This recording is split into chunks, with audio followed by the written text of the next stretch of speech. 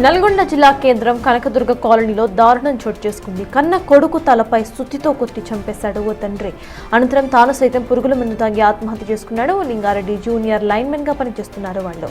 లింగారెడ్డి కొడుకు ప్రణీత్ రెడ్డిని తలపై కొట్టి హత్య చేసి తాను ప్రాణాలు తీసుకున్నాడు. భార్య పని నిమిత్తం హైదరాబాద్కు వెళ్లిన సమయంలో లింగారెడ్డి ఈ ఘాతకానికి పాల్పడ్డాడు.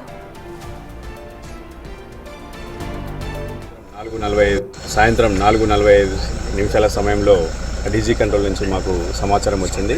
ఈ డీజీ కంట్రోల్ నుంచి ఒక బాబుతో పాటు అతని తండ్రి చనిపోయి ఉన్నారని చెప్పి సమాచారం రావడంతో వెంటనే సంఘటన స్థలం పరిశీలించడం జరిగింది. ఇటు సంఘటన స్థలం అనేది సూర్యంశీ కాలనీ రోడ్ నెంబర్ 6లో పబ్బతిరెడ్డి లింగారెడ్డి ఇంటి హాల్ నందు కలదు. ఆ ఇంటి హాల్లో పబ్బతిరెడ్డి ప్రణీత్ రెడ్డి 8th క్లాస్ అయిపోయి 9th క్లాస్ అవుతున్నాడు. అతని తండ్రి లింగారెడ్డి వయసు 45 సంవత్సరాలు, జూనియర్ లైన్మెన్గా పనిచేస్తున్నాడు. వాళ్ళిద్దరు కూడా హాల్లో చనిపోయి ఉన్నారు. వెంటనే వాళ్ళ స్థానికులను ప్లస్ చుట్టుపక్కలకు సంబంధించిన వారిని పూర్తిగా విచారించడం జరిగింది.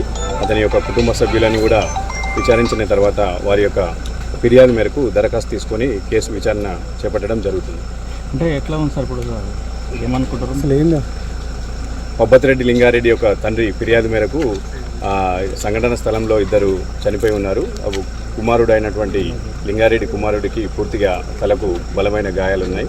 ఒక సరౌండింగ్స్లో ఒక సుత్తి కూడా ఒకటి లభించడం జరిగింది. సో సంఘటన స్థలం చూసిన చుట్టుపక్కల విచారించిన దాన్ని బట్టి తండ్రి కొద్దిగా అనారోగ్య కారణాలతో గతంలో యాక్సిడెంట్ అయ్యి అనారోగ్య కారణాలతో ఉన్నాడని తెలుస్తుంది. కుమారుడికి బలమైన గాయాలు, తండ్రి మందు పెస్టిసైడ్ సంబంధించిన మందు డబ్బా పక్కనే లభించడము, నోటి నుండి ముడి నుండి నురుగు రావడంతో మందు తీసుకొని చనిపోయినట్టుగా తెలుస్తున్నది. రక్తం ఉంది మొత్తం. అవును, కుమారుడి తలకు బలమైన గాయాలున్నాయి, రక్తం మడుగులో ఉన్నాడు. వాటి లింగారెడ్డికి మాత్రం ఎలాంటి గాయాలు లేవు. నోటి నుండి మూతి నుండి నురుగు